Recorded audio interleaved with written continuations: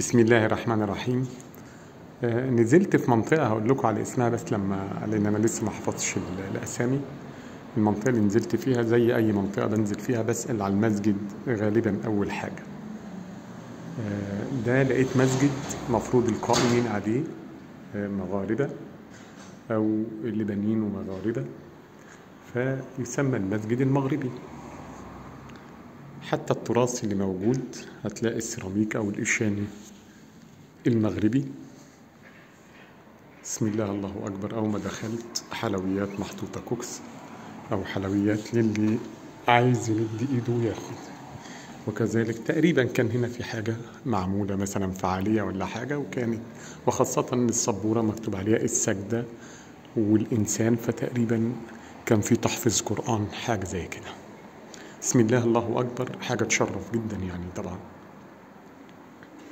بسم الله.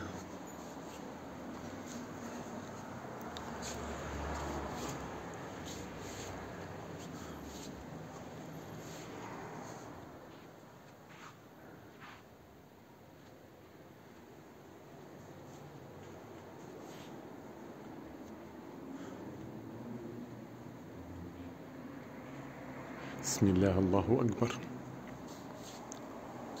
ربما يكون موجود على الساعة اسم المنطقة مسجد النور. فونكل المنطقة اسمها فونكل تقريبا لو النطق صح يعني.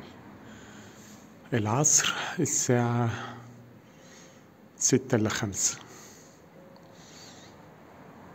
أنا داخل على أساس نصلي العصر والظهر، فهي الساعة 6:05 إن شاء الله. والمحراب ما شاء الله الله أكبر. بارك الله بارك الله.